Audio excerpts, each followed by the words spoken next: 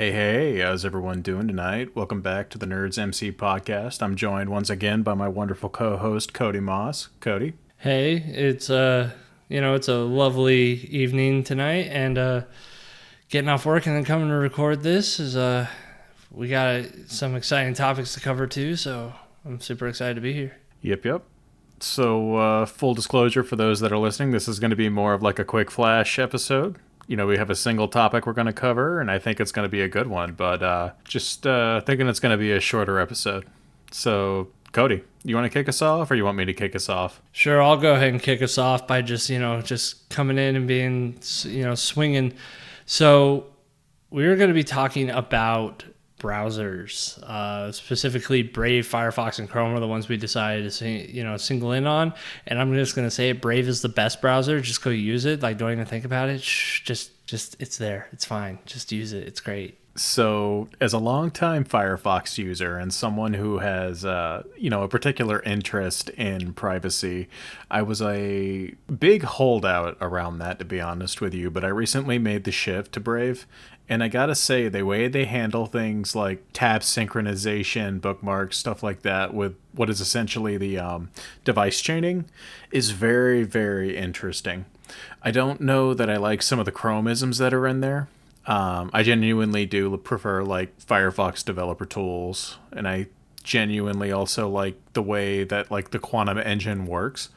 But that being said, Firefox for tablets and mobile devices is not exactly the world's greatest browser. The Firefox on iOS is fine, but the Android tablet version of Firefox is probably one of the worst web browsers I have ever had the displeasure of using, to the point that it actually made me go and check out Brave on Android, which, once I got used to it there, made me go and get it on the rest of my devices. And now I use it on my phone, my desktop, my laptop, everything, just to kind of keep it consistent. And it's, going to be honest, it's kind of sad. It's kind of the end of an era for me as someone who has used Firefox for the last, I'd say, 5 years religiously. Ever since the Quantum update, that was when I switched back and had a pretty solid experience on, my desktop and my iOS device. I really wish that the tablet browser for Android was just better, because it's really bad right now. Yeah, I will say, like, it's been a while since I've used Firefox. It was back in the IE days, like when Firefox was the better option around then. Like, I want to say like IE, it's like 6 through 8. I was hardcore Firefox, Firefox all the way. But it was definitely one of those things that when Chrome came out, I was definitely super interested in Chrome, especially because like I was big into YouTube and things like that, and they were advertising that it was faster on Chrome. So that alone dragged me over to Chrome, and I used that for a long time. I don't recall versions because like they just kind of all bled, the auto updating, didn't have to think much about it. But then I did come back to Firefox around Quantum. So same as you, like I was interested in Quantum, but it just, I don't know. There's just always something, like when I go to YouTube or Twitch or other various streaming sites that I frequent, it just really, even with Quantum, it couldn't hold a candle to the performance I was getting with Chrome with video content. Like, yeah, browsing web was fine, but when it came to like video content, I don't know what was up with Firefox, probably because they are more privacy focused, so they may have like been stripping stuff out that would hurt the performance. But I heard about Brave back in like 2018, 2019, somewhere around there. I checked it out, and I'll be honest, I've never looked back. It's on all my devices. I use it every day. It's one of the very first things I install on any new install of an operating system, because it's easy enough to go grab, install. It has, like you mentioned, it has the Chrome-isms. So coming from Chrome, I was one of the people that liked that, but I also like the fact is that it came out of the box with ad blocking and other privacy related features, because that was like one of the things that turned me on to Brave, was because around 2018, 2019 was when I kind of started going, maybe I should care about my privacy a little more. And Brave was there and ready to go. Another thing that's cool about Brave is it's mostly open source. I want to say it's completely open source, but I can't say that for certain because like I know they have like a crypto wallet and other various things, but I don't use those features, so I don't much care. Yeah, I'm kind of in a similar boat. I think the actual browser itself is completely open source, so there's that side of it, which is good. But then whenever you get into kind of like the crypto stuff, the, more proprietary nature of the business, the things that make them money, that's where I think a lot of it is less open source. So like the integrations with BAT and things like that aren't quite as free. I could be completely wrong there. I have zero care at all about anything to do with cryptocurrency, so it's not something I really focus on. And honestly, that was kind of what kept me away from Brave for a while was BAT token. I really had no interest and it seemed very scammy until I learned a little more about the company and what they were doing and why they were doing. So it's funny though. I had a very similar time that you did. So I kind of went from Internet Explorer 8, realized it was awful to work on. As back then, we were young teenagers, obviously. So doing development on IE8, using a lot of their proprietary things were good. But the more I actually learned about engineering and how to make these things portable, the less I liked it. That was when I jumped onto Firefox 2 or 3 at the time. I think it was 3 point something. And I used that up until they did the switch to the rolling releases like Chrome. And at that point, I had actually switched to Chrome because I was heavily invested in the Google ecosystem at the time. I was an Android user.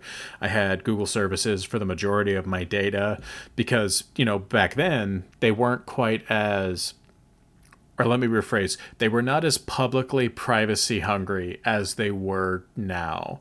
So back then, there was a relative commitment to don't be evil. That was still their slogan. Not anymore. And I was using Google Docs for everything. That deep integration there was awesome. A few years into it, you could kind of see a switch. Slogan was dropped, and all of a sudden things became more invasive. All of a sudden performance started to dip. All of a sudden it was tracking and doing a lot of telemetry it used to not do. And it was at that point I made the jump back to Firefox. And again, that was around the time Quantum came out and I started to care a little bit more as well. So to see it come full circle now and head into Brave is honestly kind of funny. So, I didn't know this, Cody, until again I started looking into it. Brendan Eich, the creator of JavaScript and the steward of Netscape into Mosaic into Mozilla, is the guy who made Brave. So I was like, oh, obviously this is going to work well. It's the guy who wrote the language I do all of my work in. Like, I make my money off of JavaScript. I have a lot of respect for, Firefox from that era. It's like, yeah, of course the browser's going to be good. The guy who stewarded the browser I liked back in the day is stewarding this one. I should have done more research and been less ignorant. Well, I mean, to be fair, though, it's, Brave doesn't exactly advertise it that well unless you actually do go out and look for it. Like, it seems like he's trying to kind of take the backseat and he's trying to let the product be the thing that brings people to it, not necessarily the fact is it's the creator of JavaScript is one of the people behind it. But it still is one of those things, right, that it's you and I take note of that because we have been web developers, and that's probably, we are web developers. And I think that's why we also thought this topic was very interesting about versus browsers, because a lot of our career is based on web browsers. At least, it's my entire software engineering career was either working the back end, front end, or full stack, or whatever it was, to build a product that ran in this tool, right? Like, without a web browser, I would have had to gone and done, hardware stuff with like C or C++ or other various things. Although I did do that because I did actually write web servers in C++. At the start of my career. It wasn't like, me making drivers or applications for like an operating system versus it was just, building a web server to serve content on a web browser. I mean, it's kind of crazy to sit back and think how much runs through this one program. One thing that's also kind of interesting around this. So, like, we've kind of talked, our exposure to these things, our exposure to these browsers. And, we've kind of hinted at it, but I do think the conversation around versing them, privacy and performance are probably the two biggest factors. And from my perspective, I feel like privacy is more important. So, like, you brought up Firefox not exactly performing as well. And we'll get into that, and kind of talk about how they all perform. But, like, for me, privacy was the biggest driver. So, feel free to jump in. But that was why I used Firefox. Mozilla, for all their faults and all their greed recently, still does genuinely seem to want to give you privacy, primarily as a differentiating factor, I think. So it's a selfish thing, but it is a thing that enables you to get a relatively safe experience on the web to this day, which I think is a great thing. Their tracker suppression is relatively solid. The Manifest v2 APIs are being maintained in Firefox, which means things like uBlock Origin are still going to work. There's very privacy-focused forks of Firefox, like Mole Browser from the people who deliver Molvad, and that's a completely hardened instance of Firefox. That's really cool. I mean, I think it says a lot that Tor runs on Firefox, which, if literally the most privacy-focused piece of software running on the most privacy-focused network is using Firefox as a base, that kind of says a lot about the state of things in regards to Firefox and privacy. And that ultimately comes back because it's completely open. But I think we're seeing a lot of these same things now with Brave to an extent. They're taking Chromium, they're stripping away a lot of the Google parts, they're keeping some of the Googleisms around the way stuff kind of functions, just from like a design language perspective.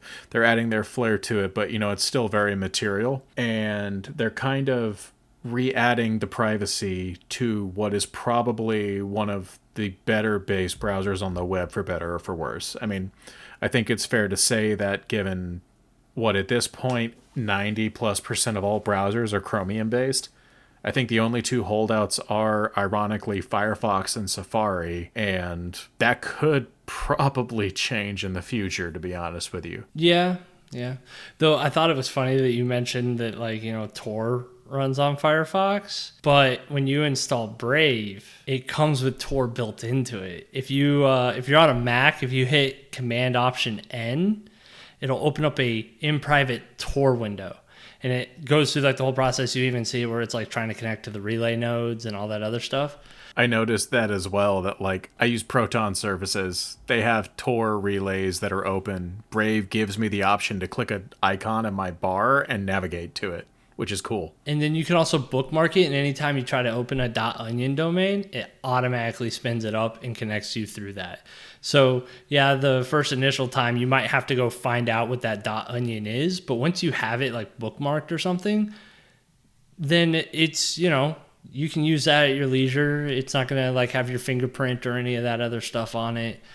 Because that's like another thing that's interesting about browser technologies is a lot of web developers have this idea of what they call fingerprinting, which is where they get as much information about your browser as the browser will let them grab. Firefox, it's little to nothing. Brave, same thing. But like Chrome, with the right API calls, I can tell every extension you have installed and also other various things like that.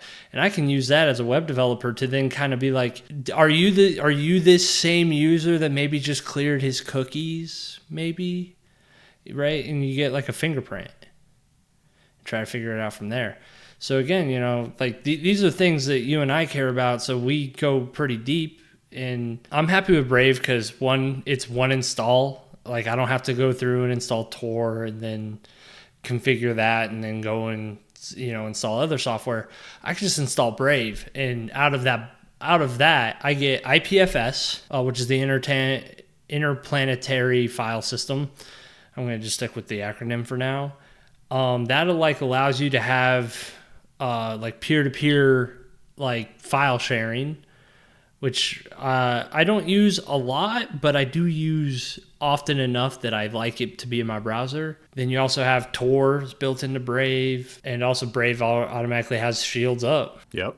And it's also got built-in magnet link support, which is awesome. Oh yeah, that's also another thing. Is like if you go check out the Blender Bunny video, you can actually get the magnet link for it, and you can stream it right from the torrent, the peer-to-peer torrent. You don't even have to wait for it to download. You can get it packet by packet and stream it live from your tab. Lot of really cool privacy focused features that respect you as a user in Brave. What honestly needs to be said about Chrome at this point, it's a Google owned browser with a lot of proprietary Google technology in it. I don't think it's a surprise or a shock to anybody that Google harvests literally as much data as is humanly possible using that tool. Not to mention the fact that now they're able to track sites people go to, and that all just gets fed back in telemetry to, the Google algorithm, which, if you're cool with that, I respect it. You don't care. Sometimes that's okay. But to Cody's point, for people like, us who kind of work in this industry, it's a little unsettling the amount of data harvesting Google does, and that's why we kind of look for alternatives. And I mean, I'd argue everyone should care, but I understand I'm not everyone. Well, but it's also something that you mentioned earlier that I think like we kind of have to touch on is most of these browsers we're talking about, like Google can't be completely the bad guy because they built Chromium. That's the open source part of Chrome that doesn't have like the telemetry built into it. Mostly because like they probably don't want people to know what telemetry they're collecting because it's probably a lot. But you have Microsoft Edge, you have Brave, you have Chrome, you have, there's so many out there now, but only like the top big ones we're going to really mention here is they're all Chromium based. Firefox and Safari, like you said, are like the only real holdouts. And even then, Safari is based off of that engine that, if I remember correctly, Chrome was based off of a fork of Blink, right? So Safari and Apple started the WebKit engine, which was actually originally a fork of KHTML from Conquer and KDE. So really, it all goes back to the KDE project. They started this whole modern browser thing. But back in the day, WebKit was forked, Safari was created. WebKit was kept open source because it's based off and derived from GPL code, which is the Conquer engine KHTML. From there, Google adopted WebKit. They developed the first 80 versions of Chrome using WebKit. Again, that's part of why Chromium is open source, because GPL, because KHTML. So I don't think Google would have made it open source if they didn't have to. But that's conspiracy, not reality. That was then forked again for Blink. And honestly, I think that what this has ultimately led to is Google kind of stewarding the entire project. And I notice that we're kind of seeing similar behaviors that Microsoft did back in the day with Internet Explorer from Google, and that they're adding proprietary extensions to the engine that only work in Chrome. So it's like extreme vendor lock-in for applications if you choose to adopt those, which, again, conspiratorial. Some would say they're pushing web standards forward. The pessimist in me says they're trying to lock people into using Chrome. Take from that what you will. Yeah. Though I feel like there's like another part we kind of have to talk about is just how powerful browsers are becoming, because it's every year we see more and more APIs that are coming out that are being exposed by the web standards. Like back when I first started, you could not do much of anything with a browser except for display content and information, and maybe ask like some user to fill out a form or whatever. But nowadays, I can talk to your Bluetooth controller. I can, with your permission, of course, almost all these web standard APIs say you have to get the user to interact with a button or something, or the browser just blocks you. Like, you can't just use the Bluetooth or the camera or all this stuff. You have to ask for permission. And then if the user clicks OK, then it goes, all right, I'll let you have that control. So that's like one of these things that's why I kind of love the Chromium base, is because a lot of those APIs are picked up at a rate that is just like, as soon as it's like in like being talked about, they already have like a working version in Chromium within like a month or so. So you can usually get really up-to-date API information, though when you're using APIs like that, I wouldn't suggest putting it into production, because you are going to, there's a reason we call it the bleeding edge. You're going to bleed a lot. I think it's crazy to think where everything is now from where it was, say, 12 years ago. I don't even think it's the same landscape, what you can do. But, let's kind of round this out now with the last portion of what these browsers really go blow to blows on, which is performance ultimately. I think Blink's performance kind of speaks for itself, and I think Quantum's performance kind of speaks for itself. Yeah, I mean, like, they're all really fast. The only real problem is Firefox, although it's not really a problem. It's what they advertise, it's what they do, and if you're into it, it's great. But they fight the DRM plugins and stuff like that. So YouTube and some of these other ones, like, they take a hit. Like, there's a huge performance hit when it comes to like proprietary based, or actually it's not proprietary because it still is like open standards, but they use like some DRM layers on top of it. And I've noticed that that's what really hurts Firefox, is the fact is that they do fight it a lot. You can enable the DRM in the settings, but that only fixes it so much. I'm not sure what Brave's doing in the background, because like things just load quicker when it comes to like these DRM based videos and stuff like that. But I don't think they're just giving in to the DRM. You'd have to go look at the code, because I bet it has some interesting tidbits that show you like how they're making sure that it's not spying on you, but it's also not hurting your performance either. Then we all know that just, Chrome just downright is just like scrounge all the data, let the DRM through. I think what helps Brave is the fact that they do get the performance from Blink, and more importantly, the V8 engine. Actually, do they even still use the V8 engine, or do they make a new engine? No, well, I could be wrong, but I'm pretty sure they're using what comes baked into Chromium, which is the V8 engine. Okay. So I think a lot of the reason performance is good is the fact that they're using those two pieces of tech. Damn. Interesting conversation. I think, unfortunately, though, what we've kind of found with this is, again, this is, I'd like to think this isn't shilling. I think Brave knows who the hell we are in any capacity. I don't think anyone knows who we are.